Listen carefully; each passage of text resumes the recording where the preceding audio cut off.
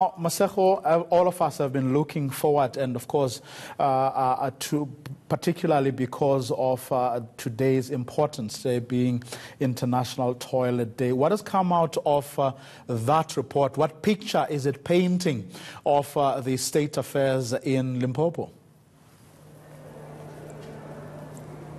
Good evening, Vuyo. Well, the report actually shows that there has been slight improvement, Vuyo, since the last time that Section 27 released a report into pit latrines in Limpopo. This was in 2013.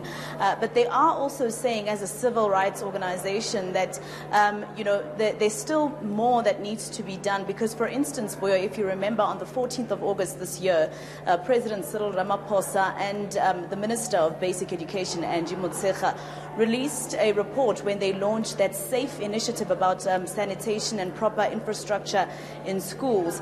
And in that report, that was when we found out that close to 4,000 pupils actually go to schools that don't have proper sanitation or infrastructure, basically using pit toilets. And what Section 27 told us today is that, in that list of schools that were deemed by government to be urgent in terms of fixing the infrastructure at those schools, only 22 of the 86 schools that Section 27 visited in Limpopo alone made it to that list. Now, according to Section 27, 50% of that 86 actually is deemed urgent, because that's where, the schools only have pit toilets.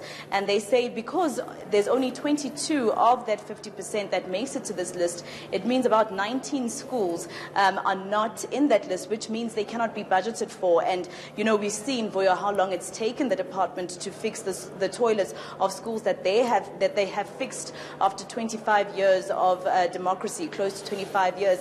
And so the question, of course, is if these other schools have not made it to the list, when will they actually get the help that they need? But I have with me, Vuyo, Section 27 senior researcher, Thabang Powe. She joins us now live. Thabang, thank you so much for coming live on eNCA. I just want to ask you, first of all, what exactly did you find? Is it still bleak? Is the picture still as terrible as it was? So there's been marginal improvements in the province. However, what we did was to sample 86 schools, and what we did was physical visits to the school as well as telephonic verification of the information we were getting from parents and learners. And what we found was that 40% of those schools were in urgent need of sanitation, and of the 40 that had sanitation, 20% of them did not have sufficient toilets for the number of learners it caters for. Most of sanitation facilities were not accessible to learners with disabilities. Most of them are also not fit for purpose, i.e. in some schools, in primary schools, they've only catered for small learners and not learners who are much older, who may need privacy in order to deal and manage with their menstruation when that time of the month comes.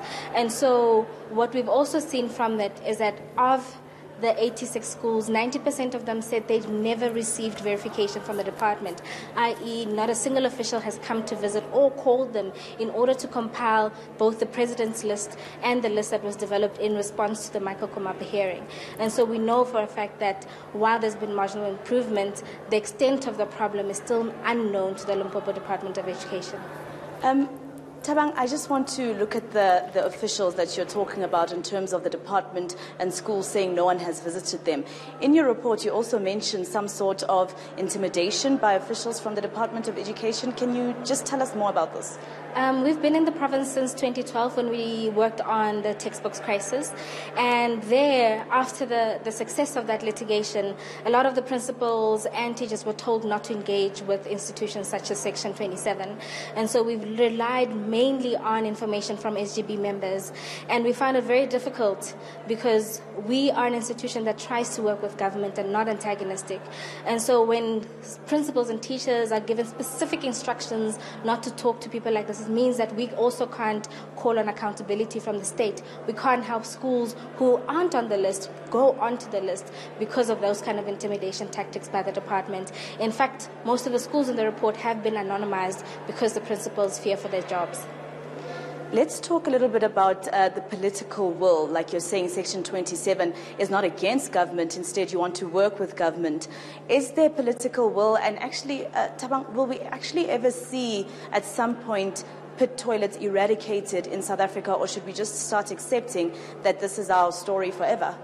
One of the ways in which we represented the data shows that between 2012 and about 2015, there was marginal improvement. About 300 schools got new sanitation facilities. Thereafter, between 2015 and 18, there's a difference of about 13 schools. But ever since the president's announcement after Lumka Mkhetha's death, there seems to have been over 50% of schools that require sanitation facilities getting sanitation facilities. So it certainly shows that after the presidency shone light on the issue and instructed the minister to urgently deal with this, there was a large drop. However, this urgency is not portrayed in the ministry's office. It's not portrayed at a local level, at district, and at provincial level. So we don't see the same urgency. And we say this because in response to the Michael Komape hearing, the Limpopo Department of Education said they'd only start budgeting to build sanitation facilities in 2026.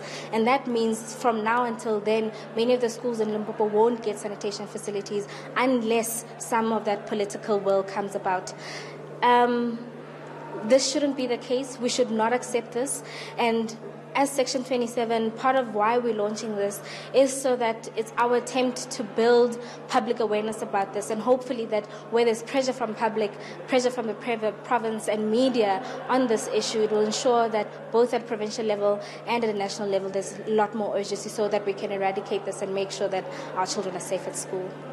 Thank you so much, Thabang, for joining us. Well, Vuyo, there you have it from the Constitutional Hill.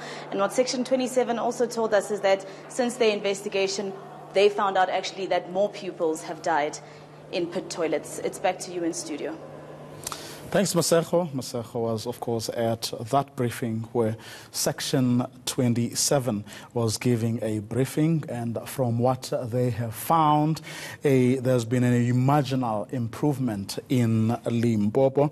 Well, let's hope the same goes for the rest of the province. Well, frankly speaking, though, pit latrines, people living in shacks, children with no textbooks, children still learning under trees, those are problems we shouldn't be grappling with, especially when you hear of billions that have been squandered as a subject, of course, of the state capture inquiry. But